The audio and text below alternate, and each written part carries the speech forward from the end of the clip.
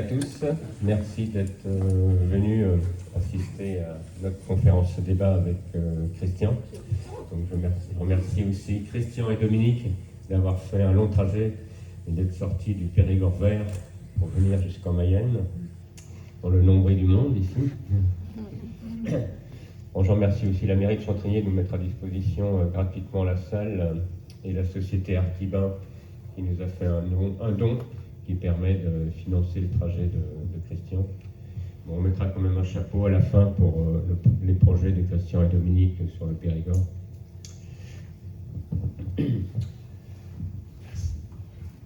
Donc on est entré dans une phase qu'on appelle de grande incertitude, c'est ce que disait un économiste anglo-américain, Galbraith.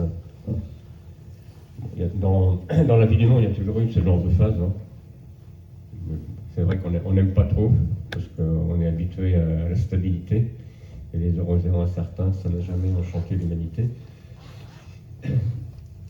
Donc au niveau de l'agriculture, il y a aussi pas mal d'enjeux. Alors demain, vous entendez parler beaucoup d'intelligence artificielle, de tous ces genres de projets pour aller sur la Lune, pour aller sur Mars. Alors, il va falloir revenir les pieds sur Terre. Un des gros enjeux de demain, ça va être l'agriculture, puisque les points critiques, c'est le climat, la santé, l'énergie, et j'en ai oublié un quatrième, la biodiversité. Bon, demain, on rase gratis avec la fusion nucléaire, puisqu'on avait vu que la France a réussi à tenir 22 minutes et la Chine 5 minutes. Et on n'y sera pas en 2100, je vous rassure. Donc c'est pas ça qui va nous sauver. Merci aux gens du Sud Mayenne d'être venus si loin pour nous rejoindre. Votre entrée discrète. Merci Cyril et Christophe. Oui, donc l'agriculture, c'est donc un des gros enjeux pour demain. Dans l'agriculture, il y a plein de formes. Il n'y a pas une forme unique. On parle de permaculture, on parle d'agriculture régénérative. Il est vrai qu'à très grande échelle, c'est plus l'agriculture régénérative qui offre beaucoup d'opportunités, puisqu'on peut recréer la vie dans les sols en quelques dizaines d'années, en prenant bien soin de ce sol, hein, avec la végétation et avec les animaux. Oui, parce que les animaux, on tape pas mal dessus sur les ruminants, en particulier les vaches, les moutons, les chèvres.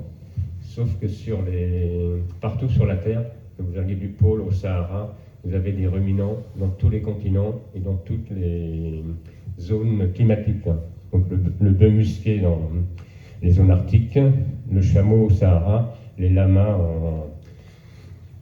en Amérique du Sud, et vous aviez le bison en Amérique du Nord. C'est le bison qui a fait la richesse des terres d'Amérique du Nord. Et il a failli passer à la trappe, hein, parce que les bisons de plus de 60 millions, ils sont tombés à moins de 600 000 aujourd'hui. Hein. Et le sol des Américains, il est en train de s'appauvrir. Donc, et les seuls qui ont fait leur boulot, on va dire, au niveau agriculture en France, c'est les éleveurs. Quoi. Les éleveurs qui ont fait manger de l'herbe. Et ça, on ne le dit pas assez. C'est pas ceux qui font du maïs ou de la céréale dans la bourse. Quoi. Donc, ça ne va pas se faire en 5 minutes, ça va prendre des années de... Bon, c'est partout dans le monde, hein. C'est pas propre à la France, cette réflexion, on la retrouve dans tous les continents. Et c'est pour ça que ça va être intéressant d'échanger avec Christian par rapport à ce qu'il a pu voir dans un autre pays que la France. Hein. En l'occurrence en Inde. Bon, puisque tous ces pays-là, comme la France, ont eu ce qu'on a appelé la Révolution verte. La Révolution verte, c'est les années 50, le miracle avec les produits phytosanitaires, le DDT, les ancêtres du glyphosate ou des néonicotinoïdes. Et à chaque fois, on nous a dit on va vous ramener un truc qui est beaucoup moins fort, mais il était 40 fois plus fort que le précédent. Bon, c'est vrai que ça a boosté les sols parce qu'il y avait déjà la matière organique qui était là, mais ça n'a rien régénéré. Donc, je vais arrêter là. Je vais laisser la parole à Christian. Tu dis un petit mot de l'association, peut-être ? Donc, l'association, elle est toute jeune, puisqu'elle est encore au stade infantile. Donc, il faut l'aider à marcher. Donc, pour l'instant, l'association, on l'a créée il y a une huitaine de jours. Donc, ce qu'on souhaite, c'est ramener d'autres personnes qui sont intéressées par les mêmes sujets au niveau biodiversité, agriculture, et ainsi de suite, relations entre les gens. Donc là, on se donne à peu près 6 mois d'observation, le temps de lancer d'autres activités, bon, aussi le temps de trouver des finances. Donc si vous êtes intéressé par nous rejoindre, ben, vous nous le dites. Hein. Et puis, je pense qu'on fera une ou deux réunions dans le mois qui vient, ça peut être en visioconférence, hein, pour ébaucher des pistes de réflexion et d'action. Bon, on ne fera que quelques petites actions, hein. C'est pas la peine de viser grand, mieux partir simple. Ok. Je vais parler avec celui-là. Bonjour. Merci d'être là. Et merci à l'association de m'inviter à parler, à partager, hein, plus que parler. J'espère que vous parlerez aussi, que vous poserez plein de questions, parce que voilà, un moment comme ça se fait à deux et dans l'interaction. Je vais essayer on va essayer de construire ça en un tout petit temps pour me présenter, savoir qui je suis, d'où je sors. C'est important que vous sachiez d'où je parle. Ensuite, j'aimerais passer un peu de temps avec vous pour connaître vos préoccupations. Parce qu'on pourrait y passer de nombreuses heures, je pense, à parler de ce thème qui est vraiment fondamental. Mais j'aimerais bien essayer de coller un peu à ce qui vous concerne. Et puis, ensuite, j'ai des éléments, voilà, que je vais essayer de combiner au mieux par rapport à ce que vous m'aurez dit, pour qu'on passe un bon moment, et un moment qui vous fasse un peu briller les yeux et vous donne du peps pour la suite. Voilà. Donc je m'appelle Christian Tarpin, je suis en couple avec Dominique qui est là.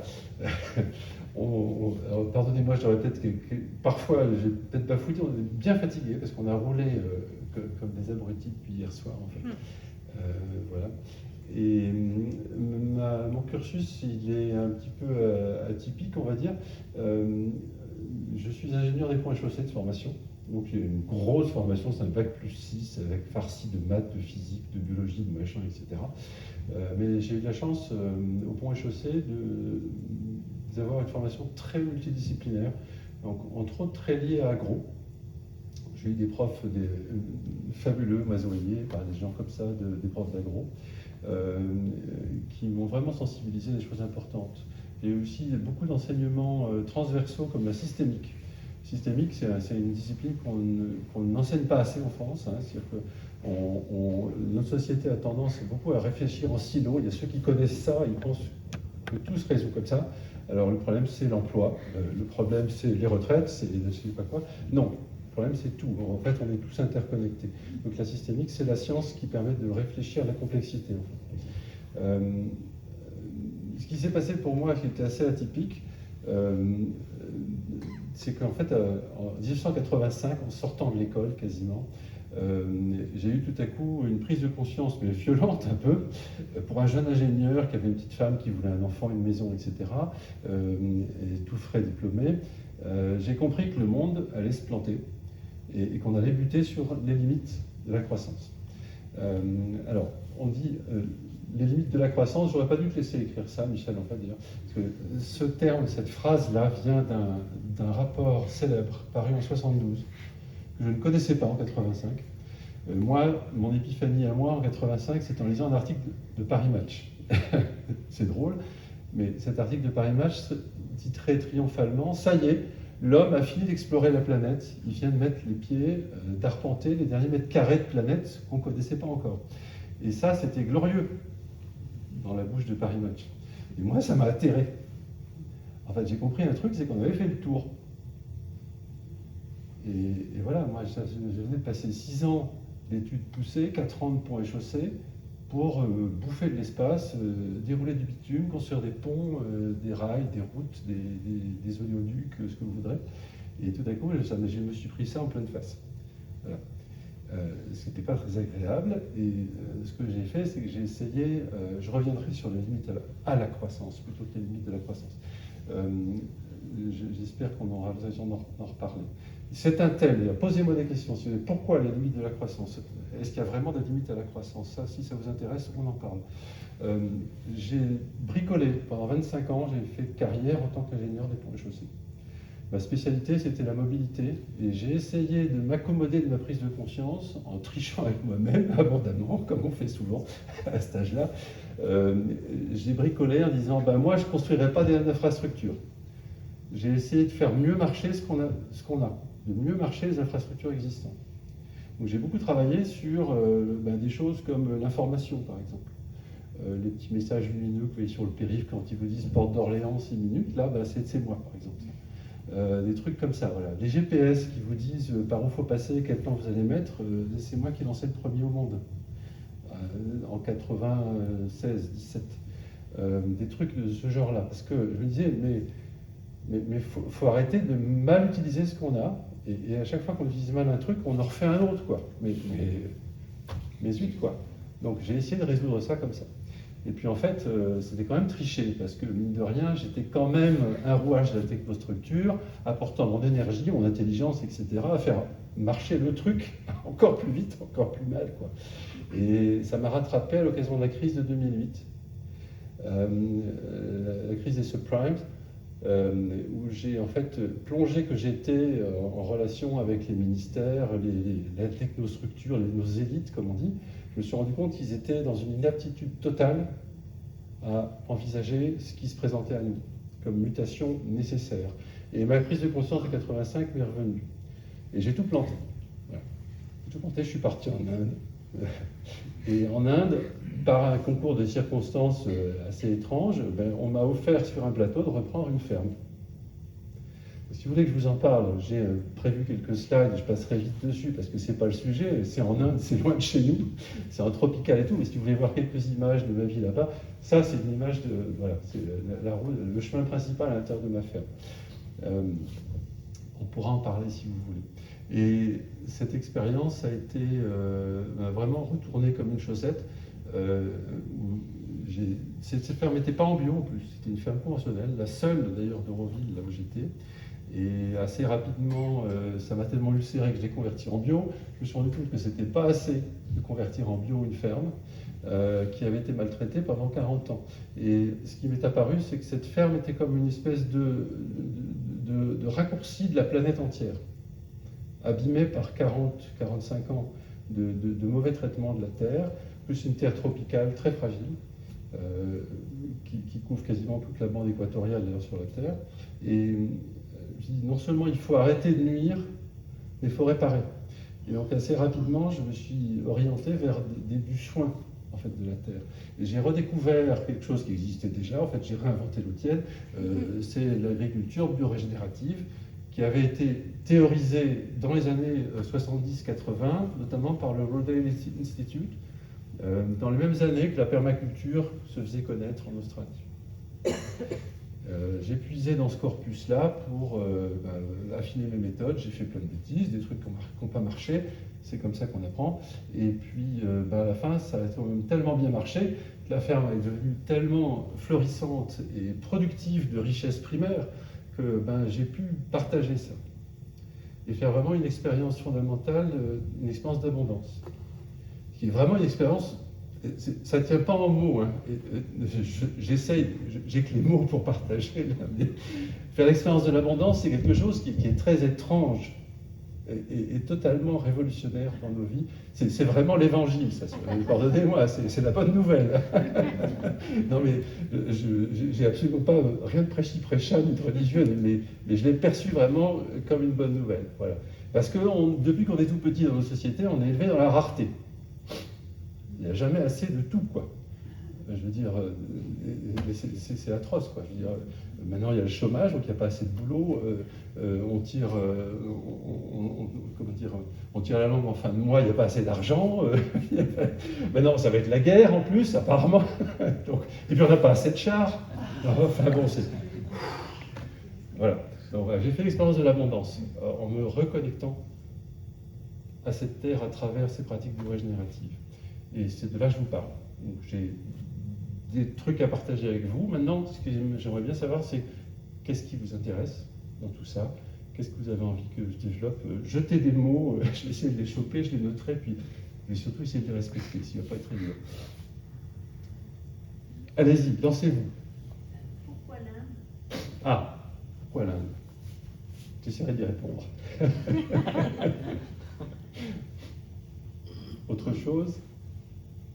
Les bases de l'agriculture biorégénérative, et est-ce que, par exemple, dans nos jardins, est-ce qu'on peut l'appliquer, et est-ce que, sans le savoir, on l'applique pas déjà?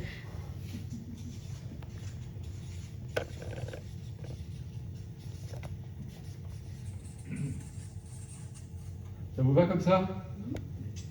C'est quoi fondamentalement? Ouais.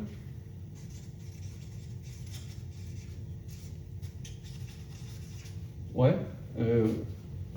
D'autres idées comme ça? Oui, ça c'est important. Pourquoi est-ce que dans notre jardin, et puis échelle, hein? Je me rappelle. Ouais. C'est important. Ouais. La différence par rapport à la permaculture. Ah, ah, ah.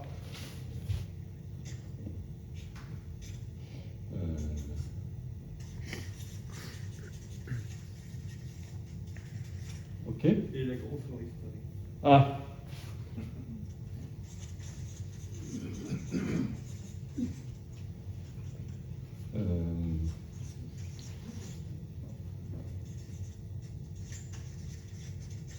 Je peux vous en mettre un certain nombre, hein, si vous voulez.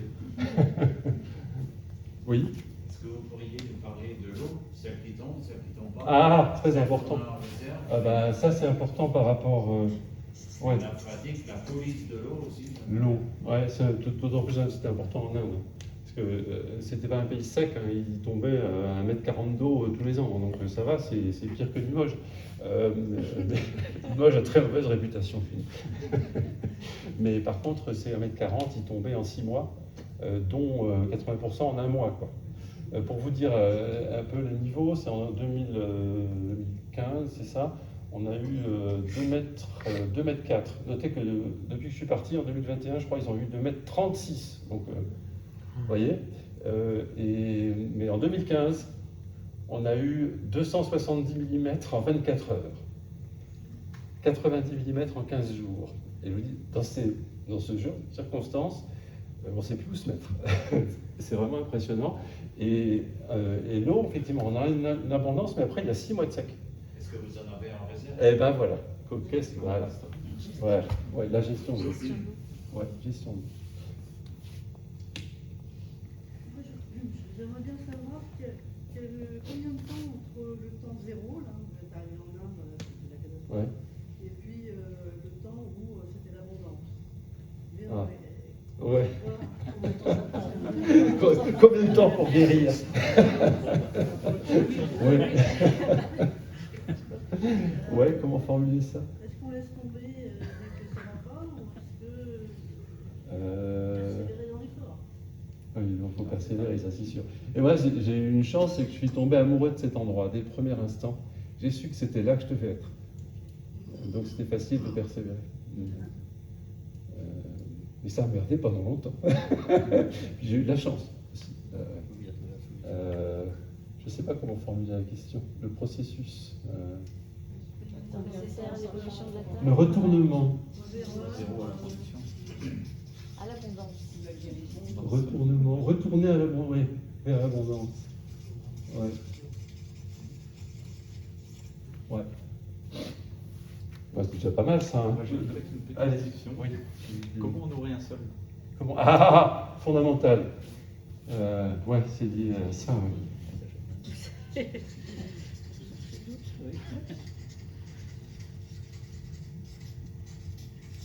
Ouais, elle est fondamentale celle-là. Ouais. C'est la base.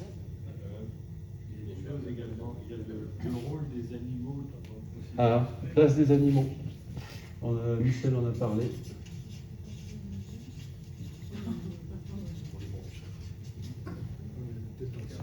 On arrête là? Ah non, excusez-moi. C'est une question plus générale, mais j'imagine que vous faites souvent des conférences, ce genre de trucs. Non, pas souvent. La question, c'est comment attirer des gens qui ne viendraient pas spontanément voir ce genre de conférences? Comment convaincre les non convaincus, quoi? Ouais, bah, ça ressemble à la question comment retournement vers l'abondance, c'est quoi le cheminement? L'expérience directe, ça je peux répondre aussi directement, c'est l'expérience directe. Mettez les mains dans la terre, voyez pousser une plante, mangez votre carotte, et là, ça vous touche. Tant que ça reste dans la tête, peine perdue. Pas la peine. Oui, ça convaincra le voisin. Vous lui offrez les carottes, vous l'invitez, vous partagez l'abondance. Non, vous partagez l'abondance. Moi, c'est quand j'ai commencé à faire des paniers qui se vendaient. Ma conférence va être complètement télescopée, mais c'est pas grave. J'ai lancé, voyant que ma ferme commençait à fleurir, j'ai créé un système de panier, un peu comme une AMAP, mais en mieux quelque part, parce que les gens pouvaient commander par mail, etc. Ils me commandaient leur panier personnalisé. Hein. Ils tapaient dans le catalogue, et 3 fois par semaine, mardi, jeudi, samedi, on faisait le marché, et on préparait les paniers, et avant de livrer la coopérative, on laissait tous les paniers en self-service, les gens venaient, etc. Et rien que ça, alors c'était que du commerce pourtant, hein, et ben déjà ça a tout de suite eu un effet de diffusion. Parce que vous avez accès aux produits, tout simplement. Puis j'ai eu des cas vraiment sympas de gens, par exemple, un beau jour, j'ouvre ma porte, quelqu'un toque, j'ouvre ma porte, je vois une nana grosse comme mon petit doigt, avec ses 2 filles planquées derrière, toutes timides, qui me dit Christian, j'ai entendu parler de ta ferme, on a un problème, on est une famille hyper allergique, ils ne pouvaient plus rien bouffer. En fait. Et tout ce qu'ils achetaient en ville à Pondichéry, c'est qui est pourri de pesticides en Inde en plus, ils avaient des boutons partout, etc. Est-ce qu'on peut avoir un panier? Voilà, ça commence à diffuser.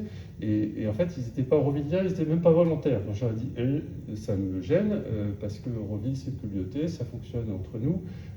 Au moins, tu viens faire le volontaire un jour par semaine. Mira, elle s'appelle, elle est toujours là-bas d'ailleurs, avec ses 2 filles, et elle est devenue volontaire avec ses 2 filles. Donc j'avais 2 bambines qui couraient dans les rangs. Elle a eu un panier, c'est un peu grincé des dents du côté des Aurovilliens qui des fois sont très sectaires, mais la nana, elle a refleuri aussi, parce que le bonheur, l'abondance, c'est contagieux, c'est tout. Voilà. Et puis, alors la deuxième étape, c'était encore plus rigolo, c'est que voyant que cette richesse me donnait du gras, mais que pour la produire, il fallait du travail, j'ai proposé aux Aurovilliens, enfin à tous d'ailleurs, les volontaires de passage et tout, de venir travailler dans ma ferme. Ils venaient déjà travailler dans ma ferme, en fait, depuis 2013. Et je leur ai dit, mais ah non, c'est comme ça que ça s'est passé. C'est Laure, qui maintenant, une volontaire très long terme, elle est restée 3 ans, qui maintenant, avec son mari, a créé un lieu dans les Cévennes. Et Laure, un beau jour, elle me dit, qui était donc pas Aurovillier, elle me demande, mais est-ce que je peux avoir un panier? Alors je dis, il ne manquerait plus que ça quand même, qu'en tant que volontaire, tu n'es pas droit, tu bosses dans ma ferme, tu n'es pas Aurovillienne, ok, mais je te donne droit à un panier. Elle achète, elle prend son panier. Mes volontaires, déjà, ils venaient bosser chez moi tous les matins, de 7 à 12. Ils repartaient à midi tout crottés, ils avaient pataugé dans le compost toute la journée, des herbes et des carottes, il n'y a rien de plus pénible que ça, etc. Ils repartaient le midi avec la banane, ils me disaient merci. Déjà, ça m'avait fait réfléchir. Abondance. Vous voyez? Et ce jour-là, Laure, elle m'achète un panier, elle part avec son panier, et un sourire encore plus large, parce qu'elle avait un panier. Et combien je te dois? Je dis, et là, la foutre me tapait dessus, putain, mais elle avait travaillé toute la journée pour moi, à l'œil. Elle me prend un panier, il faudrait qu'elle me paye en plus. Et là, j'ai dit non, ça, c'est pas possible. Et j'ai réfléchi, et je me suis dit, mais finalement, qu'est-ce qu'on a à se donner? Elle a son temps, son attention, etc. Moi, j'ai mes légumes, et on va se donner des trucs. Et j'ai inventé un système de monnaie locale. J'ai bûché des rapports anthropologiques qui montrent que tous les peuples premiers, au fait, travaillent en gros 20 à 25 heures par semaine pour assurer la subsistance, et le reste du temps, ils le consacrent à bâtir leur maison, à éduquer leurs enfants, faire l'amour, se raconter des histoires, rêver, tout ce que vous voudrez, faire de la musique, mais certainement pas travailler. Voilà. Et j'ai dit, bon, 20 heures, tac, je suis parti sur 20 heures. Ensuite, j'ai regardé quelle est la quantité de nourriture dont un humain a besoin. Et je suis allé sur la FAO, machin, etc. J'ai trouvé 3,5 kg. 3,5 kg de bonne nourriture, saine, équilibrée, ça vous nourrit un homme. Une femme, pareil. Hein. Et donc, au début, j'ai dit 20 heures, 3,5 kg. Et puis, je me suis envoyé des baffes très rapidement. Je me suis dit, zut, mais ça va pas, ça, parce que derrière la femme, il y a peut-être des enfants. Il y a peut-être un vieux père handicapé, il y a peut-être je ne sais pas qui ne peut pas bosser. Donc, et puis l'enfant, je préfère qu'il aille à l'école plutôt qu'il vienne travailler chez moi. Donc j'ai doublé brutalement. 3 fois de 5, 7. 20 heures, 7 kilos. Ça a marché du feu de Dieu, ce truc. Et ça a fait tache d'huile. C'était rigolo parce que du coup, les gens, ils venaient encore plus. Mais ils travaillaient, ils avaient le plaisir de travailler. Ils repartaient, ils avaient le double plaisir d'avoir le fruit de leur travail. Voilà. Et ça a été, ce système, il a été hacké par 2 groupes indépendamment. Ils n'étaient pas consultés. YouthLink, le groupe des jeunes d'Euroville, et les papayes vertes, des Green Papayas. Et ils m'ont proposé, mais Christian, en fait, c'est pas nominatif ton truc. On pourrait faire un compte collectif, un compte YouthLink, un compte Green Papaya, et on est 10 chez YouthLink à venir. Tu imputes toutes nos heures à nous 10 sur le compte, et en fin de semaine, on ne te prend pas un panier, on te prend une caisse. Voilà. Et cette caisse, le vendredi, ils la cuisinaient ensemble, ils prenaient le jeudi, ils cuisinaient le vendredi ensemble le matin, et le vendredi midi, table ouverte, ils présentaient leur assaut en tenant table ouverte avec ce qu'ils avaient, la cuisine qu'ils avaient faite, des légumes qu'ils avaient eus avec leur travail. Et c'est là où on voit qu'en fait, vous pouvez prendre la pelote par à peu près n'importe quel bout, mais c'est une pelote, tout est lié, quoi. La régénération du sol, la qualité des produits qui en sortent, les systèmes économiques que vous mettez en place. En fait, j'ai fait du socio-économique simplement en tirant le fil, quoi. Comment le transposer en France? De la même manière, avec du courage. Entre guillemets, Avec du courage. Par contre, il faut, en France, ce qui est difficile, c'est que moi j'étais dans un environnement protégé Euroville, on n'était pas emmerdé par des histoires d'URSSAF, de TVA, etc. Je pense qu'en France, il va falloir un peu ruser. Mais je pense qu'on peut ruser. Enfin, on en a bien l'intention, Dominique et moi. Voilà, on prend le fil de la conférence, ça vous va, hein? On va essayer de coller à tout ça. Je vois avec plaisir que vous n'êtes pas très intéressé par ce que j'ai vécu en Inde, ça me permettra de gagner du temps. Comment? Pourquoi l'Inde? Pourquoi l'Inde? Ah oui, pourquoi l'Inde? D'abord, pourquoi pas, hein? Et puis en fait, non, c'est un concours de circonstances tout à fait hasardeux. J'avais absolument rien à voir avec l'Inde, sauf, non, enfin c'est pas si vrai que ça quand même, parce que il se trouve que j'ai eu parmi mes gènes atypiques, il y a le fait que j'ai eu une maman qui était très ouverte sur le yoga, la spiritualité, les machins comme ça.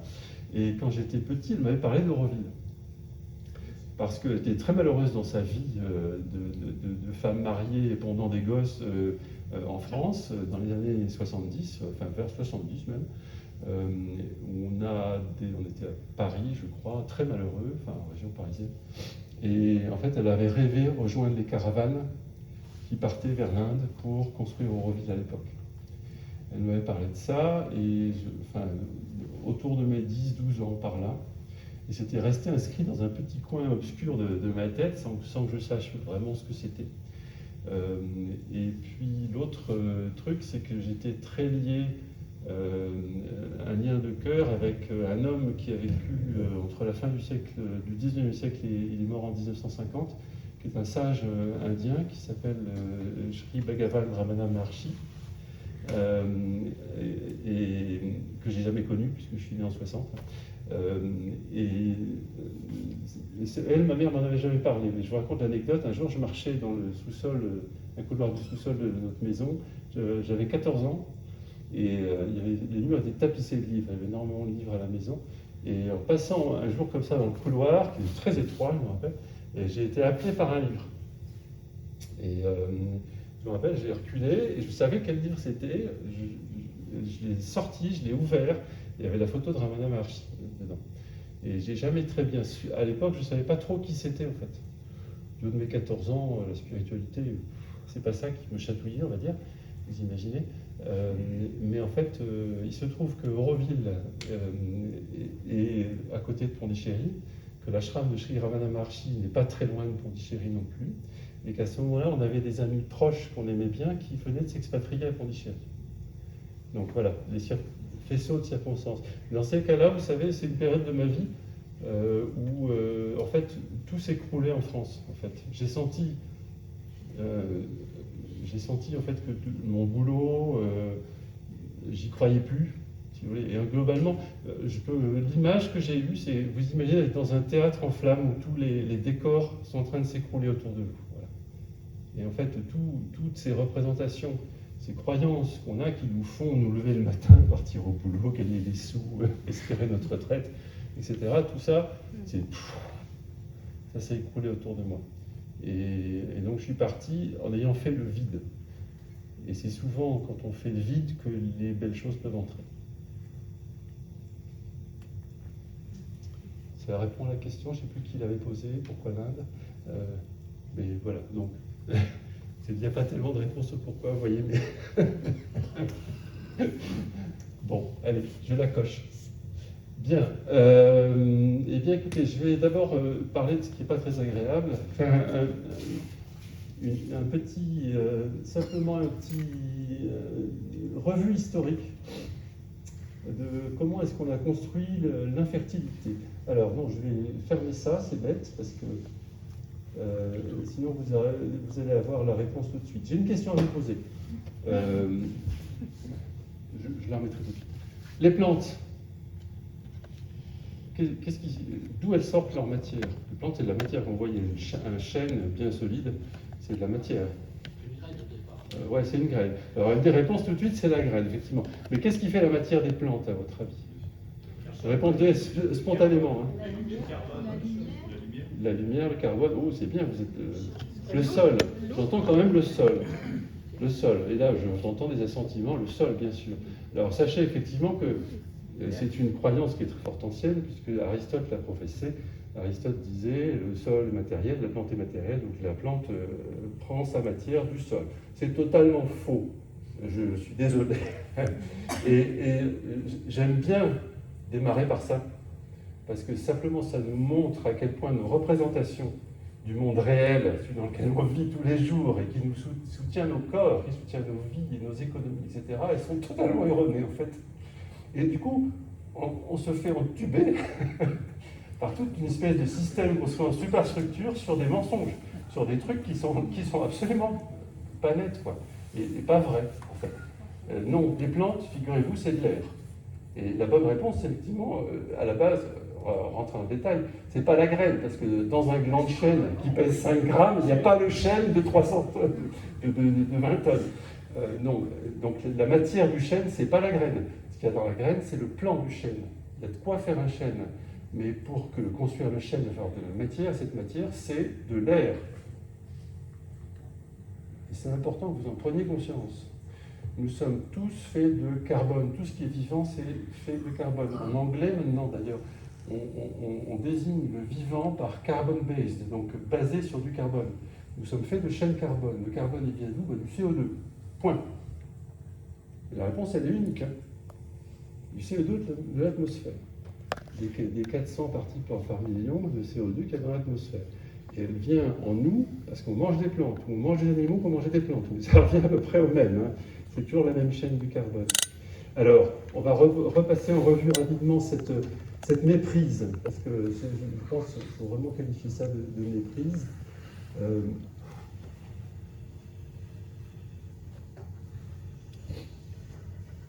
Il a fallu du temps pour que l'être humain comprenne comment ça marchait ce truc-là. Aristote donc professait que les plantes poussaient à partir du sol. Il a fallu attendre un certain Van Helmont au XVIIe siècle, qui a fait l'expérience originale, c'est qu'il a planté un saule dans un pot. C'est amusant, c'est un bel esprit scientifique, c'est une expérience que vous pourriez refaire. Il a planté un saule, il a laissé pousser ce saule, et puis il a pesé le truc du début à la fin. Il a vu qu'au bout de 5 ans, le saule avait pris 77 kilos. Pendant ce temps-là, le pot n'avait perdu que 57 grammes. Et là, gratte. Ça vient d'où ce truc-là? Voilà. Mais à l'époque, il n'avait pas le début de l'embryon de la réponse, et il a dit ouais, ça doit être l'eau. Alors, c'est pas tout à fait faux, parce que dans les 77 kilos de saule, en fait, il y a effectivement 80% d'eau.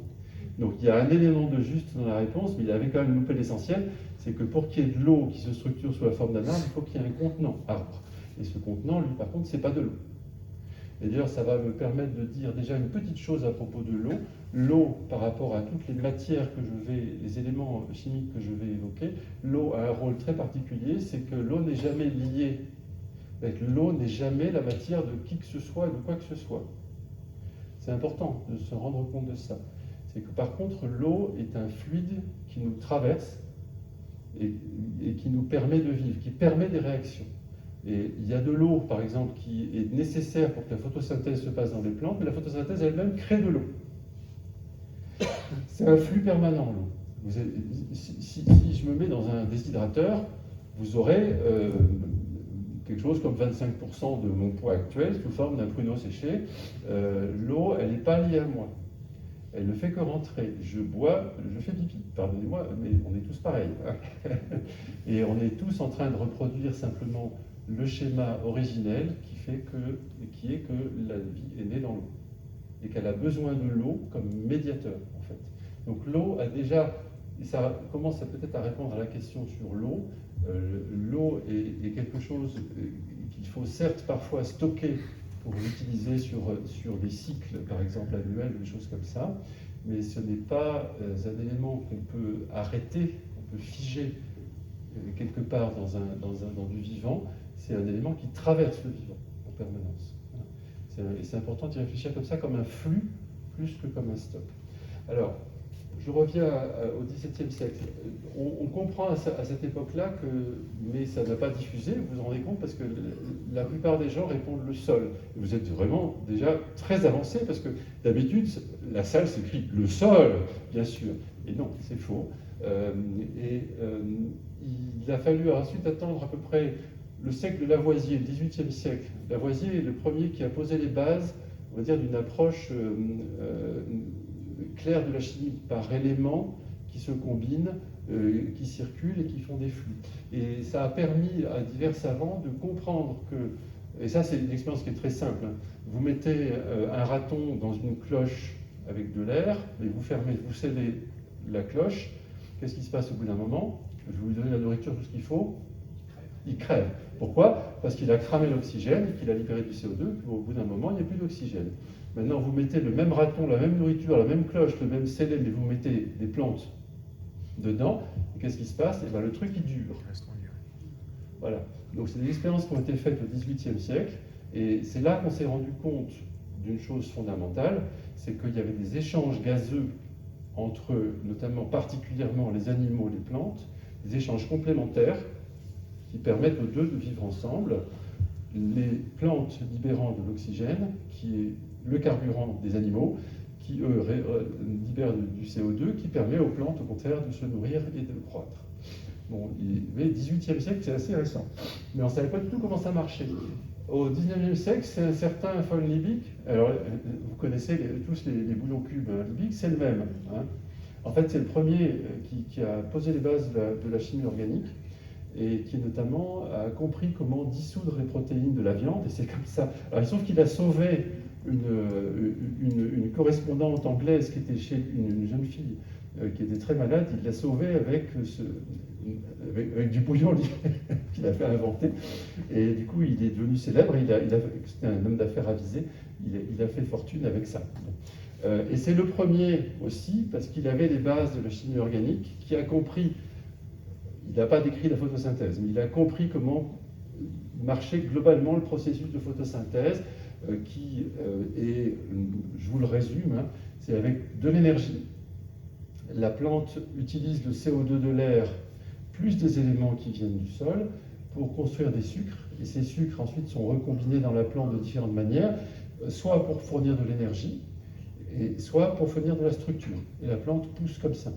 La plante a une particularité aussi par rapport aux animaux, c'est que la plante, ses métabolites, nous, nos excréments, notre pipi, notre caca, on les jette, on s'en débarrasse, et la plante se constitue avec. C'est pour ça qu'elle croît, en fait. Hein. Donc von Liebig pose les bases de la photosynthèse. Et il est le premier aussi à découvrir que les éléments que sont l'azote, le phosphore et le potassium, NPK, sont des éléments nécessaires à la réalisation de ces réactions qui font que la plante peut pousser. Et c'est embêtant parce que lui, c'était un type intelligent, par ça, et il a bien compris que l'essentiel n'était pas là et que NPK était nécessaire, sauf qu'on n'a retenu que ça. Et aujourd'hui, quand vous faites des études d'agro, on vous dit que les éléments limitants, c'est ça le terme. Le terme consacré, c'est les éléments limitants, c'est NPK. Donc, résultat des courses, on conclut qu'il faut mettre du NPK pour que ça pousse. Alors qu'en fait, ce n'est pas l'essentiel du tout. Vous avez une idée de la proportion que représentent les éléments atmosphériques dans une plante, dans le vivant en général, et dans une plante en particulier? Vous diriez combien de pourcents qui vient de l'air, combien de pourcents du sol? 80% de l'air, 20% du sol? Qui dit mieux? 90-10. 90-10, 95. Oh, vous allez loin, c'est bien. C'est bien. En fait, moi je dis que c'est 98. Alors certains vous diront 96, mais il y a une petite querelle sur les 2% qui sont l'azote. En fait, la recette du vivant, c'est pas compliqué, elle tient en 4 lettres, à mon avis. C'est CHON, carbone, hydrogène, oxygène et nitrogen en anglais, azote. Ensuite, vous en trouvez d'autres, hein, il y a le soufre, puis, alors je ne suis pas sûr de l'ordre, mais enfin, ça va jusqu'au bore, alors bore, je crois que c'est comme ça. Hein. Et ben ça, figurez-vous que ce truc-là, ça pèse à peu près 98% du vivant. Ouais. Et ça vient de l'air. Alors vous me direz, c'est pas vrai, l'azote, ça vient du sol, la preuve c'est qu'on met des engrais. Ah non, ben justement, c'est ça le problème en fait. Ouais. Pourquoi non? Il y en a qui... Il y a de l'azote dans l'air. Ouais, il est où le réservoir d'azote? Le gros réservoir, le grand sac d'azote qu'on n'a pas besoin d'acheter. Les légumineuses, Mais avant cela, il est dans l'air. C'est 80%, c'est 78%, 78% de l'atmosphère. Mais c'est quand même incroyable. On a réussi à nous bourrer le mou, à dire qu'il faut acheter de l'azote en sac, qu'il faut absolument planter des fabacées. Même ça, c'est une très bonne réponse, mais je suis désolé.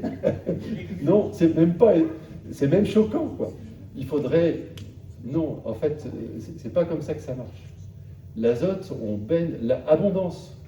Vous voyez, c'est encore une histoire de rareté d'abondance. On a dit, ah ouais, non, le facteur limitant, c'est l'azote, il faut acheter de l'azote en sac. Non, non, non. 78% de l'atmosphère, c'est de l'azote. Alors, comment ça marche? Pourquoi je vous dis que ça vient de l'air? Il est vrai que l'azote est capté par les plantes, non pas par ses organes aériens, mais par les organes souterrains, par la racine. Si je trace un trait ici, la plante, elle a des racines, elle a un tronc, et elle a des organes aériens. En fait, il y a un cycle atmosphérique et il y a un cycle lithosphérique. Et ces deux sont importants. Celui-là pèse 98%, celui-là pèse 2%. Quand une plante meurt, quand vous brûlez une bûche de chêne, etc., quand vous détruisez le vivant, d'une manière générale, quand il se décompose, qu'est-ce qui se passe? Les 98% retournent dans l'air. Vous brûlez une bûche de chêne, toute la structure de carbone du chêne va devenir du CO2. Peu ou prou. Hein. Ce qui va rester, la cendre, vous avez déjà vu que quand, au fond de votre cendrier, dans votre poêle, il n'y a pas grand-chose. Hein. C'est ceux-là, en gros. Hein. Voilà. Ceux-là, ils ne partent pas dans l'air. Ils sont super stables, ils sont pesants. En fait, vous les rentrez au jardin, tout simplement. Hein. Alors pourquoi je dis maintenant que l'azote? Parce qu'il y a un débat. Certains vont dire non, c'est pas vrai, l'azote, il est capté par les racines. Alors il est vrai que l'azote, il rentre dans la plante comme ça. Mais comment il est venu là, à votre avis? Alors effectivement, on peut planter des légumineuses. Les légumineuses, elles ont ça de particulier, mais elles ne sont pas les seules à le faire. C'est qu'elles vivent en symbiose avec des bactéries qui forment des nodosités sur leurs racines. Et ces bactéries sont des bactéries qui savent fixer l'azote de l'air et le rendre disponible dans la terre. Mais en fait, elles ne sont pas du tout les seules à faire ça. Et en fait, il y a des azotobactères qui sont beaucoup plus répandues et qui sont partout dans le sol. Et si vous ne les embêtez pas, eh ben, elles sont là et elles font le boulot.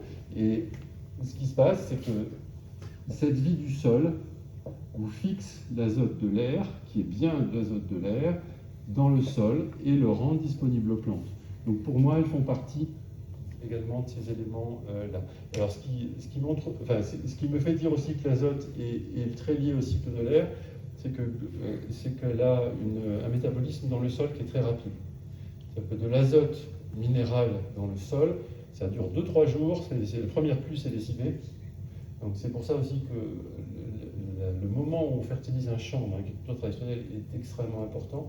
Si vous fertilisez un champ qui fait sec, qu'il n'y a pas d'eau par exemple pour emmener l'azote vers la racine, ça ne sert à rien. Si vous fertilisez qu'il y a trop d'eau, ça ne sert à rien non plus parce que ça va partir, etc. Donc ce n'est pas du tout des éléments stables, alors que les autres éléments, c'est des éléments qui sont stables dans le sol, qui sont fixés et qui ne vont pas évoluer très rapidement. Alors ce cycle lithosphérique il est aussi important néanmoins. Vous savez comment ça se passe concrètement? Eh bien, en fait, c'est que la plupart des grands végétaux ont la capacité, au bout de leurs racines, ils ont des espèces de foreuses qui descendent et qui s'attaquent chimiquement aux roches, qui décomposent les roches. C'est pas une blague, hein. Ça paraît étrange, mais les arbres particulièrement, et tous les végétaux quand ils sont un peu, alors pas un gazon, hein, il faut des végétaux un peu conséquents. Alors ça va répondre à l'agroforesterie d'ailleurs. Les grands végétaux ont cette capacité à aller chercher ces minéraux stables là où est leur réserve, car si la réserve d'azote c'est l'air, la réserve de potassium, calcium, etc., c'est la roche. Ce qui fait les terroirs. Ce qui fait le terroir, ce qui fait effectivement le terroir, exactement. C'est l'équilibre de ces différents éléments dans le sol. C'est très beau à voir parce qu'au bout de la racine, il y a une espèce de petite coiffe qui a vraiment une fonction de chignol, de chignol physique et chimique, et qui décompose les éléments et qui les rend disponibles aux racines, aux bactéries qui tournent autour, etc. Alors ça bosse jamais seul une plante, ça bosse en symbiose avec des tas de champignons et des tas de bactéries. Ça, il faut oublier aussi le fait qu'on soit seul. C'est en fait un être complexe. Et quand je parlerai de la vie du sol, je parle de cette immense complexité dont on commence à peine à voir un tout petit bout aujourd'hui. Les grands spécialistes pensent qu'on connaît peut-être 4 à 5% de la vie du sol aujourd'hui, en 2025. Donc, vous voyez, donc ces éléments, ils sont captés par la plante, ils sont acheminés dans la sève brute, où ils participent à tous les processus de la plante, notamment la photosynthèse, qui élabore donc des tissus, notamment des tissus aériens, et des tissus souterrains. Et qu'est-ce qui se passe dans les cycles de vie et de mort? Par exemple, les saisons sur un arbre caduc, il va perdre ses feuilles. Et qu'est-ce qui se passe? C'est qu'un élément, je ne sais pas quoi, moi, sulfure par exemple, qui a été capté là, et ben, il va migrer comme ça, il va se retrouver dans une feuille, et à l'automne venu, qu'est-ce qui se passe? Poum, il se retrouve sur le sol. C'est malin, hein? Et du coup, votre sol s'enrichit. Vous avez là un processus d'aggradation du sol. Vous posez la question, David. Donc, une des conclusions, c'est mettez des grandes plantes. Parce que ce boulot-là, selon les sols que vous avez, etc., les petites plantes ne peuvent pas le faire seules. Ça veut dire aussi que quand en agriculture traditionnelle, dans un potager traditionnel, on ne cultive que des petites plantes, c'est-à-dire qu'on extrait du sol, de la nourriture en permanence, sans leur donner la capacité, avec des grandes plantes, de régénérer le sol autour d'elles, forcément, on vide son compte d'épargne. Voilà. Bon. Donc, si on veut que l'azote se dirige vers les racines, il nous faut systématiquement avoir un sol, je dirais, perméable, meuble, au passage des gaz. Alors, ça aussi... Un sol battu, vous mettez de l'engrais chimique. Alors, je ne sais pas si... Je vais essayer de mettre ça là-bas, sinon non, je vais l'arracher, c'est rapide. Non, si je l'arrache, je n'arriverai pas à l'arracher. Je vais remettre les questions là-bas de l'autre côté, ça c'est... Ouais. Excusez-moi pour l'intermède, mais en fait, comme ça, on va garder les questions. Ouais. Voilà. Je te laisse le de l'autre côté. C'est direct.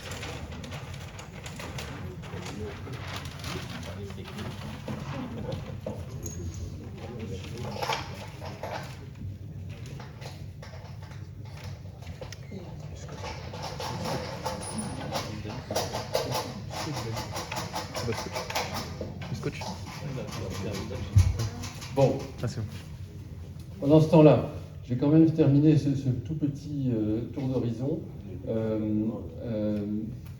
Et puis on reviendra dessus, c'est bien parce qu'il y a... ce qui s'est passé au 19e siècle aussi, c'est qu'avec la mécanisation, les premières énergies abondantes, on va dire qu'on a eu, charbon, etc., on a sorti des tracteurs. Et alors le tracteur, je l'écris, et on va revenir dessus. Avec le tracteur, on crame les stocks de fertilité qu'il y avait dans les sols. Les stocks de fertilité qui s'étaient accumulés depuis des dizaines de milliers d'années, voire des millions d'années, notamment à la Grande Plaine américaine. Il y a des témoignages poignants d'explorateurs du XVIIIe siècle qui partent à cheval, bien à cheval dans la Grande Plaine des États-Unis, à la de l'Ouest actuel, où c'est Rasibus maintenant, et ils témoignent que les herbes leur arrivent à l'épaule, à cheval. C'est un truc de ouf, on n'imagine pas, quoi. Et c'était ces plaines-là qui étaient effectivement parcourues par des ruminants que les Indiens savaient gérer à leur manière, mais c'était peut-être un peu moins aussi. Bon, et quand on a cramé le stock de fertilité, ben, quand il n'y en a plus, on va la chercher ailleurs. Donc sur un modèle voiture, j'ai plus d'essence, je vais à la pompe, j'en remets et je roule. Voilà. Donc, et ce qu'on a trouvé à l'époque, c'est le guano. Le guano, c'est le caca des oiseaux. Il y a des îles où ils nichent, notamment des cormorans, des fous de bassin, etc. Et en fait, ils accumulent tellement de caca que ça finit par constituer des falaises entières, des îles qui sont en fait des stocks de minéraux absolument essentiels, ces minéraux étant issus de la digestion des poissons dont ils se sont nourris. Alors, ça a été vraiment une exploitation, on n'imagine pas aujourd'hui. D'abord, notamment l'île Chincha, je crois que ça s'appelle, au large du Pérou, qui a été exploitée évidemment par les grands pays puissants de l'époque, qui commençaient à avoir de l'argent et des moyens. Puis le Pérou a connu lui-même une très très grosse prospérité. Et là-bas, on en parle même sous le terme de l'ère du guano. Donc, c'était pas rien l'histoire. Ça a soutenu l'agriculture occidentale pendant des années, ce machin-là, quand même. Et l'Espagne a essayé de piquer des îles du guano au Pérou. Ils ont même fait la guerre en 1863. Ils se sont fait battre. Mais ça plaisantait pas autour du guano, parce qu'ils savaient à l'époque que c'était la condition de la poursuite de la production agricole des pays occidentaux. Et d'ailleurs, ça commençait à inquiéter certains. Et alors, tiens, zut, c'est trop bête. J'allais vous poser la question. J'espère que vous n'avez pas vu. Ça date de quand, la permaculture? Ça va? Non.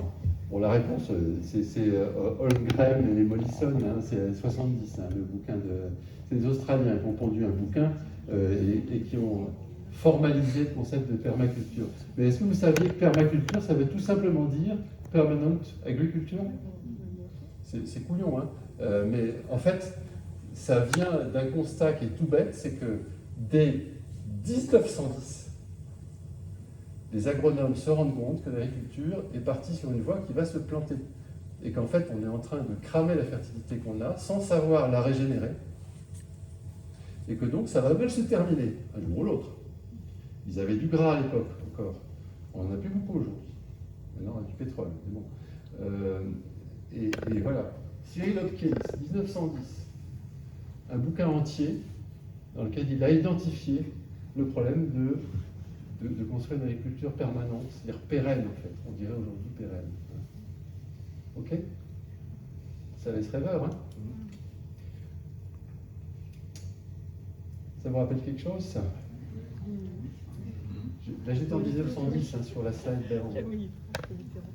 Beyrouth à ZF, boum. Alors, le silo de Beyrouth ou l'usine de Toulouse, elle ne faisait pas de la poudre à canon, elle faisait des engrais. C'est le même composant. L'ammonitrate, c'est la même base. AZF, c'est un mégot sur un tas de nitrate. Et boum. Et ça vous explique un truc aussi. Pourquoi on en est là au niveau de l'agriculture industrielle? C'est que 1910, on commence à comprendre le malaise, qu'il va falloir restaurer, soit régénérer la fertilité, soit remplir le réservoir de la voiture avec de la fertilité.